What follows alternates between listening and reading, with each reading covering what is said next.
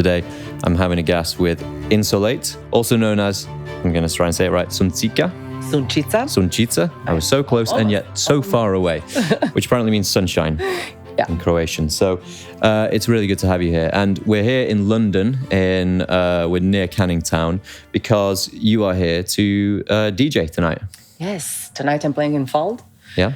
I'm really excited about it because I'm not playing so much in London, to be honest. I think this is my third time in 25 years of career. In 25 years? Yes. Wow. So it's a really special one, and I'm really looking forward.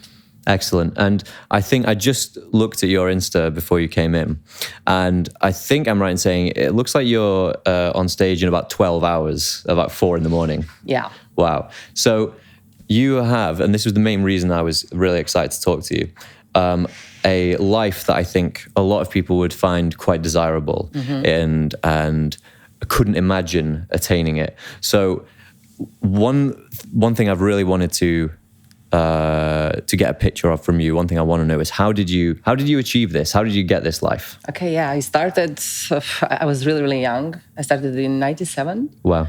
So, 25 years already passed. I'm so old. Oh, so this is when you were like a teenager? Yeah. Wow. Yeah. So it started pretty young. It was in Croatia, it was post-time war. Just after the War of Independence? Yeah. And the scene was actually blooming. So we had like a lot of underground raves. So perfect for developing techno, you know. So I started as a young. So there was one club which was opening in my hometown, and straight away after first year, I got the residency there, and it was actually my home for 3 or 4 years. Wow. And after that, I started to tour a bit abroad. So first the countries near Croatia, and now all over the world. Yeah. So you started firmly in techno? Yes. And actually, I started in everything because I didn't have money to buy records. So I was actually taking records from my fellow DJs, their old records, whatever. So I played house, techno, trance, whatever. You know, I actually didn't have any taste. You know, just whatever you could get hold of. Yes. Yeah. So I just wanted to mix. You know, and that was my goal. I didn't have any taste in music. When you were doing that, so I presume this was all vinyl. Yeah. And many years, actually. Like for 15 years, I play only vinyl. Oh, really? Yeah. So you started doing digital mixes in about 2012, something like that? Yeah. Wow. So if you're taking all these different genres together that you're getting from your fellow DJs, were you doing specific mixes? I'm going to do a house mix, I'll do a techno mix. Or were you just pulling it all together? No, I was just putting everything together. How do you do that with all the BPMs clashing? I have no idea. I think if I listen to some of my old cassettes, it will be like, I don't want to listen to it. Of course. It was like, I was just starting and I just wanted to mix, and this was my only goal, you know. Yeah. And later on, when I could achieve vinyls that I want, I started to play techno, strictly techno from 2001. So from that time on, I'm playing only techno. And what was it about techno that drew you in as a genre? Because to, let's say, a very mainstream audience, people who listen to music that's very tonal and it's verse, chorus, verse, I can imagine at first it seems quite, or not, I wouldn't say uniform, but quite hard to get into. Yeah. What was it that drew you into it? Actually, when I started, I was really drawn to Napoli kind of techno. So Italian guys as Rino Cerone, Marco Carola back then. It was, I don't know, I really love the rhythm. I love the groove.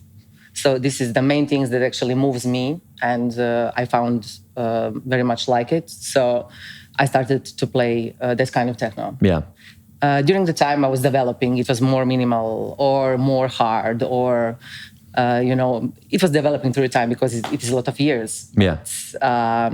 Actually, now somehow I came full circle, and now again I'm back to this rhythmic kind of techno, which I really, really like. So nowadays I can play my old vinyls in my sets. Yeah. So when you're in the mix and when you're performing, is there something hypnotic about it? Like you forget time and it feels timeless. Yeah, it's something that you actually cannot describe, but when you match two tracks together, not beat match. When you match it by feeling, by groove, by something that will give you the goosebumps, it's some kind of special feeling. Yeah. Everybody can beat match. That is not a problem. It's not some kind of big thing. That's like 5% of the job. Yes. Yeah. So when you really match two tracks together to go, and actually when you match the whole set to be one kind of experience for somebody and for me too, then I'm the most happy. That's why I really love to play longer sets. Yeah. So how long? 4 hours. 4 hours. Let's say I love it. I love for example, Berghain kind of thinking. 4 hours. It's perfect because you can develop your set from start to the end. And everything in between. Yeah. And I don't know. That's maybe I'm not so well. I'm good, but maybe I'm not enjoying so much in the festival kind of sets where you can play like 1 hour, 1 hour 15. Yep. It's like I don't find myself there. So right. So because I've seen you've been playing a lot of festivals this year, haven't you? Yes. And you've not. Are you still catching up on sleep from all that? Yeah. Yeah. And so festivals, you get about an hour and 15. And do you find that's just about when you're starting to get into it? Yes, but it's actually a totally different approach. You cannot develop something from the beginning. Everybody are playing like their main time tracks. The greatest hits. Yes. And me as a listener, I'm not enjoying so much in that kind of approach. You know, when I'm on the festival, I don't like it, you know. So for me, it's like, okay, now everybody play the bangers. Yeah. And that's it. And they are beat matching them, but that's all they're doing. The vibes aren't going together. Yes. Right. So there is not much, finesse in all of that. But when you play longer sets, you can really drive people into everything. So yeah, I have a friend from Lithuania who lives up in Manchester with us now, and he was saying that also has a thriving electronic music scene and underground scene. But he was first explaining the theory of a good night to me, because it sounds very boring when you put it that way. But insofar as it's like, you just said, of course, you're not just beat matching, because anyone can do that. And of course now, I'm ashamed to say, because it sounds like I'm plugging on someone else's appearance. I'm a beginner DJ. I got during lockdown, I got my first Hercules controller, and then Juiced, and all the buttons just do the beat match for you. And it's like, well, that can't be the skill then. Yeah. And so why am I saying this? Yes, because beat matching isn't just the thing. You've got to not only make sure that each track goes, the vibe and the feeling is right going from one into the next, but also that together it makes a whole journey, and they're, from the beginning of your set to the end of it. And then not only that, but all the sets next to each other also make a journey. It's never the same, It depends on the crowd who is in front of you. It depends on the mood in the club. Yes. What time are you playing? It's everything. Everything needs to be in the right time. At the right place, there's so many things that can affect how your set will develop. Yeah. So that's one thing that would frighten someone like me, or make me nervous because I've not yet performed in front of people. You've been doing this since '97. What was it like in the early days in '97 when you've got people there and it's just not happening? You've not got the right vibe. How do you switch it up? Yeah, well, I think at the first you are so scared about everything, so you're not thinking about people at all. Are you just trying to get through it from start to finish? I need to mix. I need to beat match. You're just beat matching at first. Yeah. And then later on you start to get it. Okay, let's look at the audience. Let's see what is the mood. Because you can beat match in your sleep by that point. It's no problem. But at the first you're only about beat matching because you are super scared about everything. And later on when you relax, it's very important to know your music, of course. Yeah. What you are playing, what you're supposed to put in what moment. So. Yeah, it was fun. In the beginning, I was super scared about everything. I didn't thinking about music at all. That's why I was mixing everything. Yeah. But later on, when you start to feel, it's just about feeling.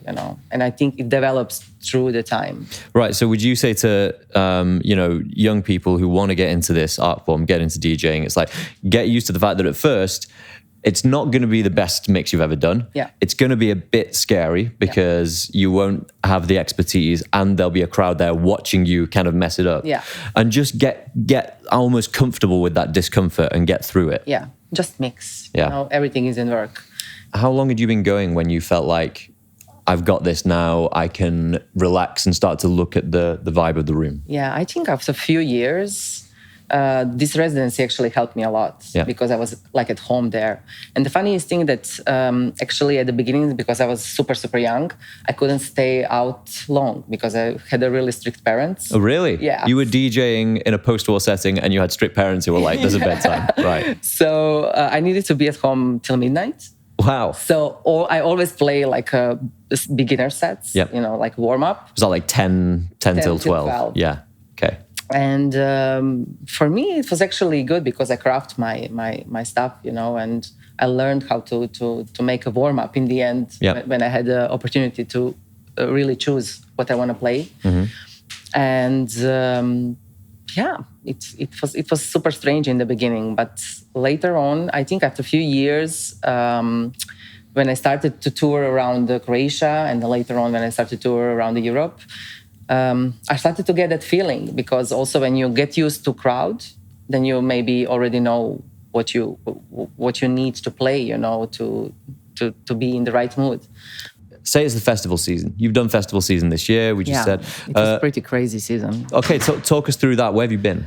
I just came back from Colombia. Colombia? Yeah. Whoa. I played there 3 gigs. So it was 2 festivals and 1 after hour. So it was pretty fun because I played for 7,000 people at one festival. Then I played on the smaller festival, like 3,000. Nice, yeah. And then I played on after hour for like, I don't know, 400 people, you know. And for me, it was super big experience because I played like the set, as I told you, like for 1 hour, 30 minutes. Yeah. And then later on, I played like 4 hours on that after hour. So that's where you're really at home. Yes. Okay. So I really, really enjoyed it. And it was really nice end of this little tour. Yeah. Before that, I played in Berghain. I played there for 4 hours. It was really perfect. It was Motive overnight from Lux Later, and it was really, really good.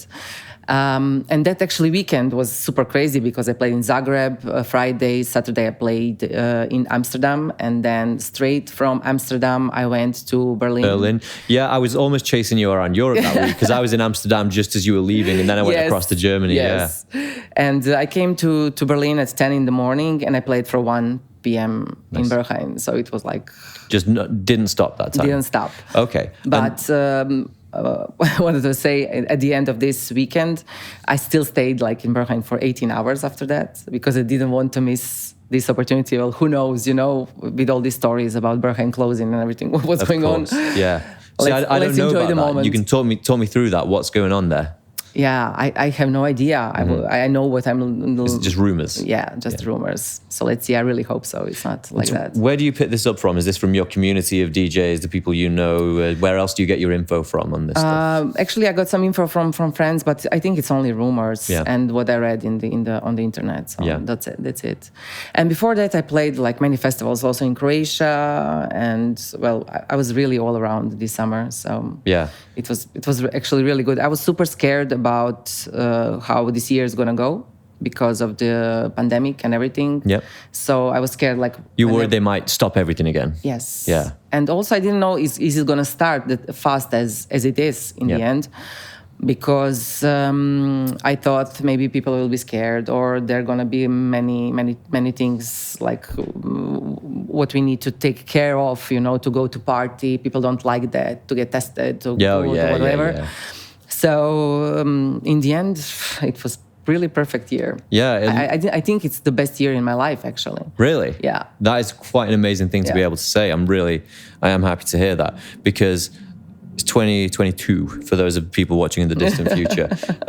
2 years ago, talk us through 2020. What were you doing? Because your life is performing in front of big groups. Yes. So my life changed a lot in this time. But actually it was not so bad because at the beginning, so it was March 2020, right, when everything started. I was just supposed to go to tour to Japan and Taiwan and Korea, and everything stopped. So it was a big shock in the beginning, but in the end, I figured out what I was supposed to do, and I started to educate. Yep. So I started my own masterclass. Great. In Ableton, and actually I had 3 generations in the end from people all around the world. How many people were in each cohort? So I had 10 people at one group. Nice. First year I had 2 groups. One was in Croatian language and other one was in English. And then later on I had only English groups. Yep. So it was pretty exhausted, but also I like it because it kept me in that mood, you know. I was still surrounded by people who are doing music. You weren't just switched off for the year and then losing your... Definitely not. I'm a big workaholic, Great. so I love to work. So if you're not gonna play at the gigs, I'm gonna do something else. Yeah. And also my label Out of Place Records started. Well, I opened it 2016, I think sort of 15, and actually in pandemic it started to bloom. Right. Like it was also the best years of my label, you know, till now. So there was a lot of work. Yep. And I was working more than ever. Yeah. I was exhausted. Yeah. But I think also that kept me away from thinking, okay, now it's maybe this kind of life that I lived before will never come back. It did feel like that, didn't it? By the sort of early weeks of April 2020, which is when we started this podcast. This was our way of keeping busy. Okay, cool. It really felt like everyone was going, this is never going to end. This is going to go on forever. We're going to be standing apart. Yeah. And thank goodness we're all vaccinated and we can all stand near each other again. Although and it's good to have something. Sorry, it's good to have something that will keep your mind off that. Like Absolutely you've done your right. podcast. That's right. You know, and everybody. I think the most terrible thing what you can do is just stand in the couch, you know, and waiting for something to pass. You know? So. And the best thing is that you have a venture, an endeavor that, again, if it blossomed in lockdown, you can then carry that through. It's kept going, you know, because a lot of people just took up things during lockdown that they then stopped straight away. And also a lot of businesses like, people like Zoom and things like this, like video conferencing, their share price went up and then right back down after lockdown. So what you were doing has actually added to your life. Tell me why you started the label in 2016. Actually, I started with my ex-partner, Volster, and it was our thing, how we wanted to express our feeling about current situation in Croatia. Because in 2016, there was not so many techno parties. And that's why we called our label Out of Place, because we felt like that, you know, in that time. After that, I continued with the label by myself. And nowadays, I really love to showcase young producers. Great. That's my main thing. Of course, there are many very well-known producers. I love to include them as remixers or something like that, just to push this young generation a little bit. Yeah. But there's so many great young artists, and I love to support them. So. Are these all techno artists? Yes. Okay, yeah. So that really is that's your part of the world that you live in. Yeah. And running a record label is, I think, because our business does stuff that's a bit like that because we produce music, so we need to manage the rights. Yeah. Running a record label comes with, once you open the box, loads of work that you didn't realize you needed to do. Like a million stuff. Yeah. So do you have to handle all your publishing, all of your recording rights? Like everything. Yeah. From beginning, from the design to mastering. Of course, I have people who are doing that, but you need to organize everything. And at the beginning, I was releasing only vinyls, and later on, when everything started with this also, with the virus and the corona, pressing the vinyl started to last like for 7-8 months. Yes. Whereas before it had been... And I was like calculating, okay, how many releases then I will have per year, Yep. if I continue like this. Yep. And there were so many great artists. So I started also to release a lot of digital stuff, and yeah, it's really good. I'm really happy with the label. Yeah. So how do you produce stuff on vinyl? How do you actually orchestrate a run of a 12-inch single on vinyl? Because that's the kind of thing that would really just seem overwhelming if you've never done it before. It's like, because you have to commit to a minimum number of pressings, and then how do you sell them? How do you find a market for them? Yeah, it's always like 300, 500. It's not much, but for the underground label, I think it's great, and I'm happy all of the releases actually were sold out. Brilliant. So that's achievement. Yes, definitely, yeah. The process is you get tracks from the artists, then we run it through the mastering. We talk with the engineer about maybe what we need to fix or what artists should maybe think about. And then I'm just sending everything to my distribution, and they are taking care of distributing the vinyl, pressing the vinyl, and all other stuff. Yeah. So, yeah, now it's a pretty long wait for that, but it's always nice to have a vinyl, in the end. Yeah. So the latest one I done was with the Raw Ranger. It's an artist from Stuttgart. It was really beautiful blue vinyl. So yeah, it's really nice to have that also in the collection. And where can people, if people wanted to go and look for this and to buy it, where would they go? You can buy it all over the internet shops. So DJ.de, Juno, Dex, and all other standard stores. Yeah. And so you started doing a lot more of that during lockdown. Also, so how did you keep your mixes sharp during lockdown, and how do you continue developing that when you've got no crowd? Yeah, that was really a mindfuck, how to do it.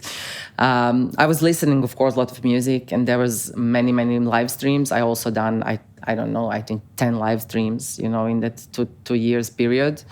So that was something that kept me alive, at least like a imaginary party, imaginary feel of the party. Yeah. So it was fun also to organize that. I done also not only from home. I done some locations also in Croatia. These kind of like outdoor things, or yes, one was I done few outdoors, and I think the main achievement is that my hometown Osijek gave me permission to do it on one of the main squares. Right. So it was really beautiful because my hometown is a really nice historic place. Yes. And we organized recording with a drone, and it's really beautiful, like a postcard from my city. Love that. So that was really beautiful. Also, I done some underground places like old garages, and that kind of stuff. So it was pretty cool. That was actually what kept me alive, and yeah, I was still in the mood. Like, okay, something is happening. It's not over. Yes. So that and the teaching and this is what kept me alive. Adapt and survive. Yeah. And 21 last year. When did you start actually getting out again? And did the room feel different the first time? It was on and off because we had like a lockdown, and then it was like 2-3 months. It was like, okay, nothing is happening, so we can again go touring. But I think main time when I actually felt like, okay, I'm alive again, was my tour in Colombia. Again, it was, I think, August 2020. And that's when I felt, okay, I'm traveling again. This was August 2020? Yeah. So that was only like 5 months after everything started? Sorry, 21. Oh, 21, Yeah, sorry. 21. But that first year felt like about 10 years. No, yeah. Yeah, I don't remember what I was doing actually for there is no 2 years in my life. Yeah. Like everything is deleted. Everything felt the same for a long time, yeah. So August last year, Colombian August tour. last year, that was my actually first tour, and it was a big tour. I had I think 6 gigs in Colombia. So it was fun, and I was traveling again. I saw a lot of people. Actually, at that time, everybody was still scared with the virus and everything. And I was like, okay, I will wear my mask, when I go to party. And then when I saw all these people and they wanted to hug me, I was like, oh, fuck it. Yeah, of course, straight away. If I need to die from this, let's do it. So you think the party was worth dying for? Yeah, that's definitely. What an that attitude. Feeling. Well, I mean, I went to Dubrovnik for the first time this year. Oh, nice. I've been to Croatia before, and I did sense a real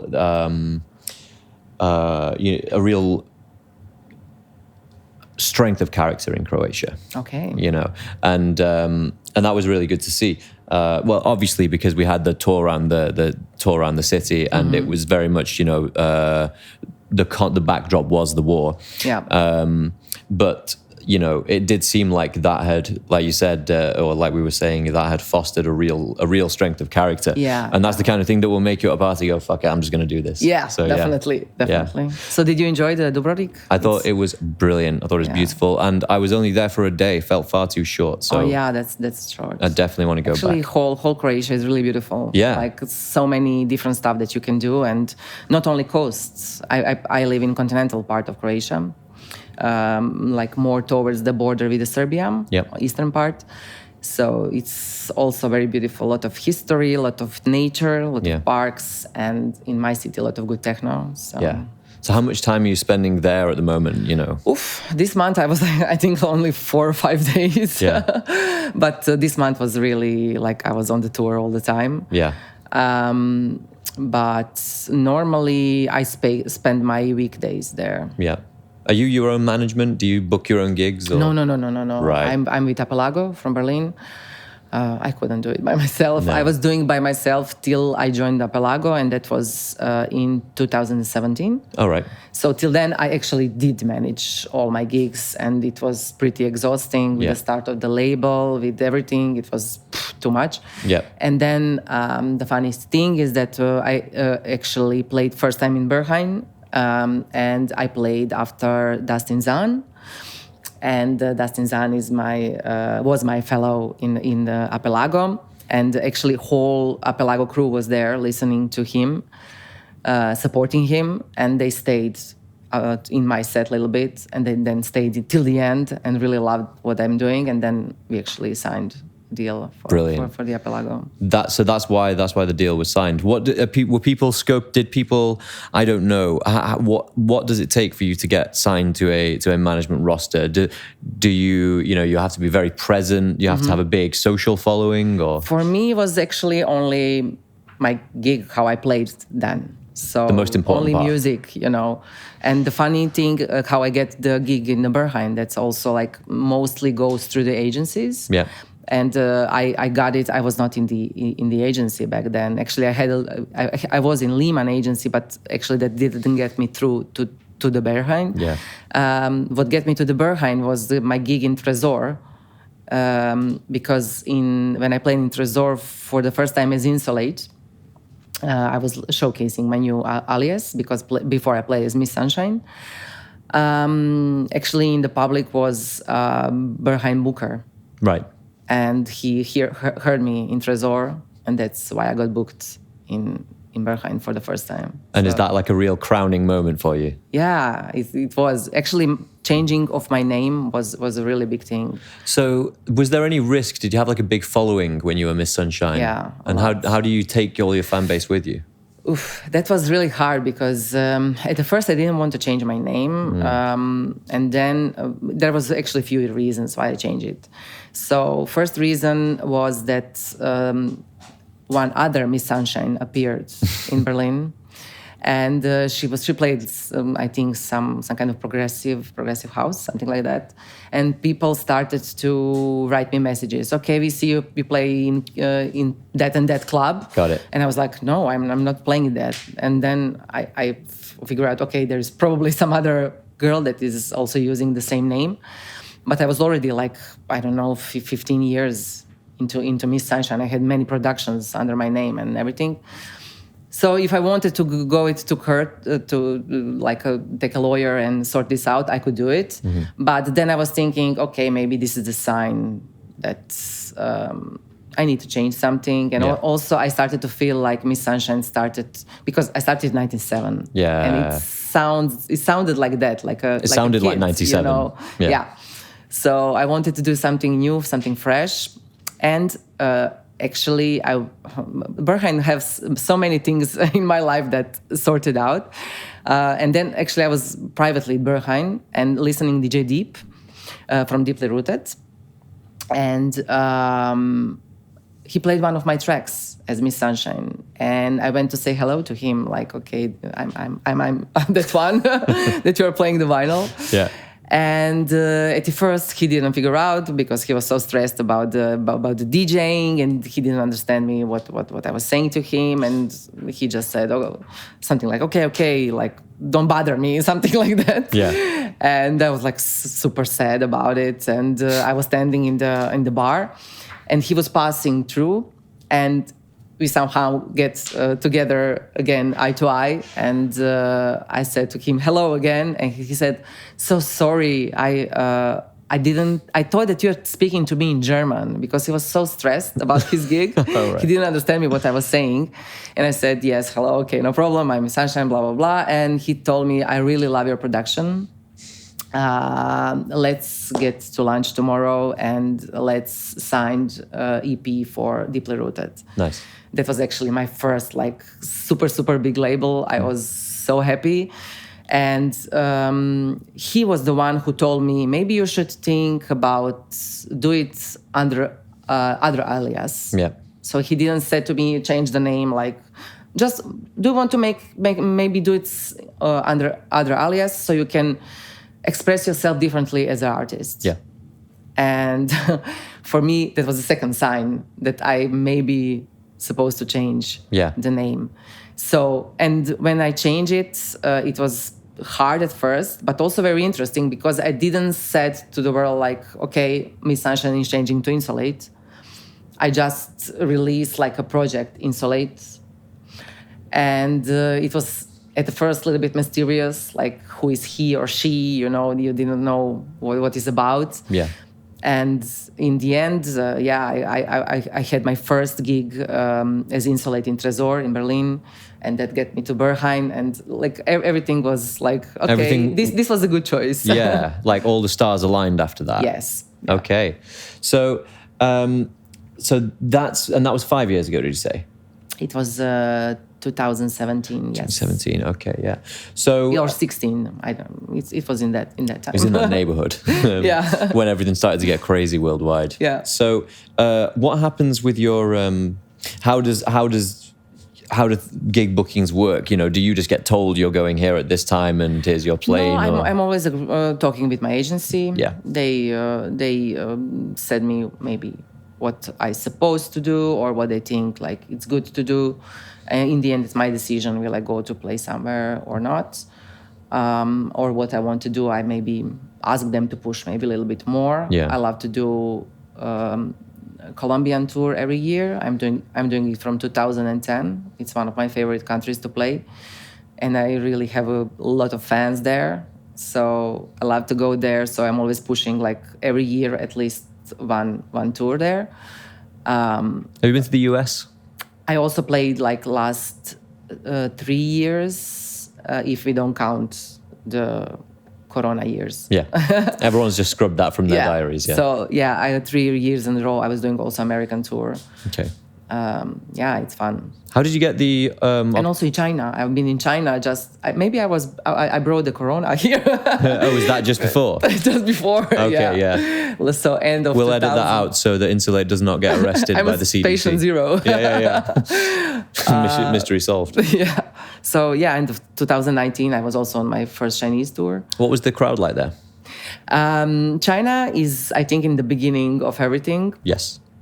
It's very fun to play there because you feel like you are actually part of the history of something. Now something is going to start. Yeah. I played in Beijing and Guangzhou, and I really, really love the crowd. They're really, really nice people. They still need to get that party spirit. Loosen up a bit. But I think... Well, now, when I came back from the China tour, I was telling everybody I see a big future for them. Yes. now I don't know what I'm seeing because with this old Corona. Yeah, well, it is an authoritarian country, so they can just say, "This is what we're doing now." Yeah, and they're so scared about it. Like now I see how good life we have in Europe. How everything is easy. You can take this application or use that, or it's they're super. You can see in their minds they're super strict. Yeah.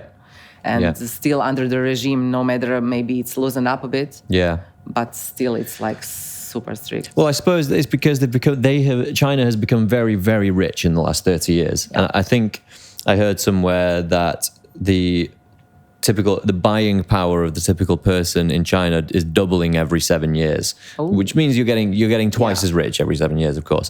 And I think when you grow that quickly, you become very scared about losing it, maybe. And of course, well, I think also their regime is super strict, like politics and like laws and everything. It's super strict. Absolutely. I think we can't imagine. No. The level of it. No, and certainly not here in the UK because we take for granted that we weren't even on mainland Europe in the 20th century when there was lots of conflict over how to run places there, to put it mildly. Well, I was born in Yugoslavia, of course, and we never had such a strict regime as they have it. Even maybe when you were in Yugoslavia. Yeah. Forgive me for checking something I could just check on Wikipedia afterwards. Was Yugoslavia a product of the Soviet Union? Yugoslavia was it was many countries. So we have Slovenia, Croatia, Bosnia, Serbia, Macedonia. Yep. So we were all one country. Yeah. And because as I said, I was traveling Europe, albeit not in as stylish a way as you do. I was just a tourist over the summer. It's also amazing. I love to be a tourist. It's good that you can do that. I mean, maybe for you, it feels like you're not working when you're being a tourist. Maybe, although I don't know. I'll get into that in a minute. But the main thing is that in Croatia, the feeling was because I believe Croatia voted in a referendum to leave Yugoslavia. To leave Yugoslavia. And so the mood in Croatia was a good thing. Yeah. And then I traveled down to Montenegro, and a guy who was piloting a boat I was on, he said, I don't know, things were better before. And I was like, this is history we just don't have to contend with. Yeah. I think there are many different opinions about everything. Like maybe older people are, okay, before was better. Yep. But I think for us and our state of mind, how we are thinking, like the new generations and younger generations than me, we could never live in that kind of regime. Of course, it takes quite a thing to say that a one party totalitarian regime was a good thing. Yeah. But I don't know. Our parents lived good life there, and they were like secure, but they still didn't have so many opportunities. You couldn't do whatever you want. Yeah. And I don't know, they were working at one job from the time, for example, my mom, she was a school teacher, and she worked at school from when she finished the college till the end of her life. You know? It's like at the same place. And for them that was achievement. Yes. For us now, that's not achievement. Yes. We want to do different stuff. Yes. We want to explore things. So it's totally too different, and to each their own, Of course. Yeah. But this started with you saying that even Yugoslavia wasn't as authoritarian as what you see in China. Yeah. They were super scared. For example, we were using VPNs, to use Facebook, Instagram. Oh wow! So when you go there, you have to use VPNs. Yeah. They it's not allowed to use it. Yeah. And we were driving with the promoters in a taxi, and I was freely speaking, like, "Oh, which VPN are you using?" And they were like, "Shh. Don't tell anything." Like maybe taxi driver will tell something to somebody. I was like, what? Why don't you wind down the window and say democracy is a good thing? So crazy. Like for me, that was like okay, like a culture shock. Yeah. But so you've played DJ sets there, which is also amazing. Yeah. Winding my memory back to where I discovered you, I found you on Boiler Room. Okay. And how does that opportunity come about? Because I don't know if it is, because again, I'm so distant from this culture. Yeah. I don't know if Boiler Room is seen as a big achievement, it's a big moment, or what. For me, it was, because it was my first Boiler Room, and I really wanted to do it for a long time. Where was it? It was in Switzerland, in Zurich. Right. And actually, it's so very well connected because this party tonight in Fold is actually organized by the guys who are organizing Boiler Room. No way. Yeah. Wow. So Adroit from Zurich, the guys are doing an amazing job throwing great parties, and they also organize the Boiler Room. Wow. So you see, everything is connected. Yes. We were saying this, me and Elvin, when we were setting up, the more you do something, the smaller the world gets. Yeah. You know all the people. Yeah. Yeah. So crazy. So yeah, it was, for me, it was great night. I Yeah. loved it. Many great artists, and Adroit organization is like family to me. So I was really happy to be a part of it. So to any, we'll do a couple more points, and then because I'm not in my own studio, we're running out of time. A couple more points. One, to young or not so young, aspiring DJs, anyone who wants to get into it, what's your advice for how to start? How to start with DJing or producing? Good question, because they are two different things. And Yeah. is it a lot of people do both? A lot of people do both. You do both, of course. I do both. Yeah. Some people are only producing at first because I think that's maybe now the outlet to show the world who you are. You can do that privately. You can grow Yeah, privately. you can release on Bandcamp alone. You don't need to sign with some big label at first. Or SoundCloud or whatever. Or SoundCloud, but you can sell it Bandcamp, so you can still get some kind of money, from it. Well, I don't know. You just need to love it. For me, it was immediately. I had immediate crush on the music, and nobody actually showed me how to do it, how to DJ. Yeah. I was just looking at the DJ. Okay, he's doing this and that, and then I tried it by myself. Okay, I get it. So nobody showed me beat matching. I understand it by myself. So I don't know. For me, there is no big school that can help you to get into that. Maybe some technique stuff. Maybe for producing is much more useful. Yes. Than for DJing. DJing is about feeling. Yeah. Producing, still you need to know some technical stuff. And now on YouTube or masterclasses, you can learn a lot of stuff. But I don't know. You just need to have feeling about it. So let's say you followed your passion and followed your heart. That brought you into a place where you saw people doing it, and then you could try it, and then you got your residency through that. Yes, and I think that's why I'm still doing it. After 25 years, because a lot of people start to play because they want to be famous, or they want girls, or they want boys. And it's like many different reasons why somebody is doing it. But if you are not doing it because of the music and the passion, it's like it's gonna be over, very soon, because it's not always good. No.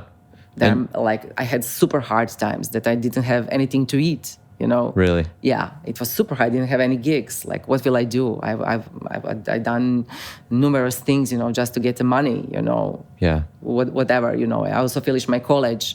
I was thinking, okay, maybe if this doesn't work out, you need to have second option. But in the end, I never used that option. Well, I didn't go towards that. Okay, I have this, and then I maybe will do that if I not succeed. I was doing only I need to succeed. Yes, it's my only option. Yes, I need to do it. What I need to do to get to that point that I'm touring again. So that actually brought me to production, music production. So the year I started to produce was 2006, and it was the worst year in my life. I didn't have any gigs, maybe one gig in 2-3 months. That was not enough. Why was it so hard to find them? Because in Croatia and all around the world started to this tech house movement, and I didn't want to switch to that. I was playing then more minimal sound. Yep. So I just didn't have the gigs. I didn't have agency. I was doing everything by myself. It's hard, like a girl from Croatia, from a small town in Croatia. Yeah. It was just not working. And this was presumably, so it was 2006. It's before because the culture in the West in the last few years has rallied around the promotion of female talent. Yeah. In 2006, female DJ, very, very small market. Yeah, right. Very small market, a very small percentage of the female DJs in overall. So yeah, actually these hard times. Oops, sorry, got me to production, to music production. Yeah. Because I was thinking, okay, what could I do to stay in this? Yeah. So I started to look at some YouTube channels about the music, and started to build up little bit by little bit my home studio. It was like super stupid, like just some random computer and the random speakers. Yeah. And just let's do it. Well, it's like we said at the start, isn't it? You've got to get used to the fact that when you're starting something, you're not going to know what you're doing at the beginning. You will not have everything what you want, you That's know. right. Like it's going to be super plain and simple. Yes. But it worked out for me because already after a few years, I got my first vinyls. I signed my first vinyls. I signed my first releases, some remixes. And actually then I started from 2010, I again started to play a lot abroad. Right. Portugal and all around. So that's when life started to kick back into action. Yeah. And at first, when you're producing your own tracks, I'm sure you had that same journey that everyone goes through where you're like, oh, this is so much harder than I thought. How do you mix it all together? Yeah. And how do you get the kick and the bass to work together and not, Yeah, but it's actually really hard. Yeah. Yeah. I think it's in DJing, okay, maybe because I'm doing it for such a long time and it's easier for me. But production is really something special that you can craft all your life. Absolutely, yeah. I mean, part of the reason I started this series was basically just to hack knowledge from producers about how to make music. And so that's been really useful. But yeah, so we're coming to the end of our time. Oh no, already? I know, it's a shame, isn't it? It's like the festival set. It's only just getting going. Yeah. So I'm just getting into it. what happens now for you? Because you're not playing for another 12 hours. Yeah. What does the rest of the evening look like for you? So now I think I will go for artist dinner.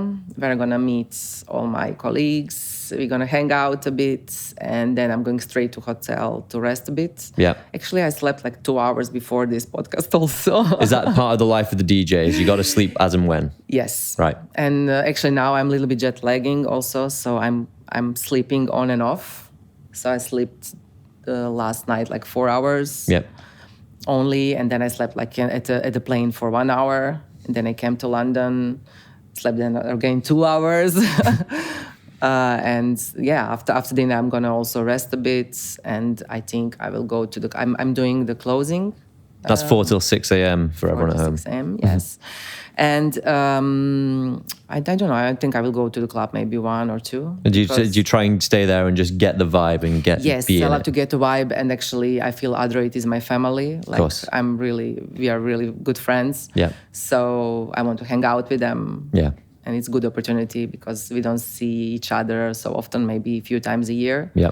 So normally I go to gig like 1 hour before, and now I think I'm going to go like 3-4 hours before my set. Let's see. What a great life. When I wake up. Yeah, of course. And like we said, you're 25 years in, which means, you're, I'm not going to reveal anyone's age here, but what I am saying is that you have a very, very cool life for someone who is clearly not 18, but still can actually live that life. I'm 41 and I'm proud. Whoa, 41 and basically cooler than I've ever been. So one final question. Have you played or are you going to be playing Warehouse Project in Manchester anytime? That's my hometown. Mm-hmm. We have this great 3-month-long party called Warehouse Project. Okay, cool. Do you know about it? No, sorry. Make sure your management get you on there. Okay, I will. I definitely want to play more in UK. As I said, I didn't had opportunity to play so much here.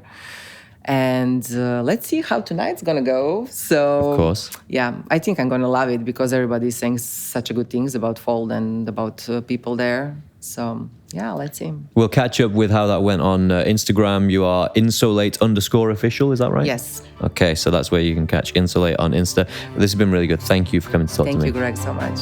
It was a pleasure.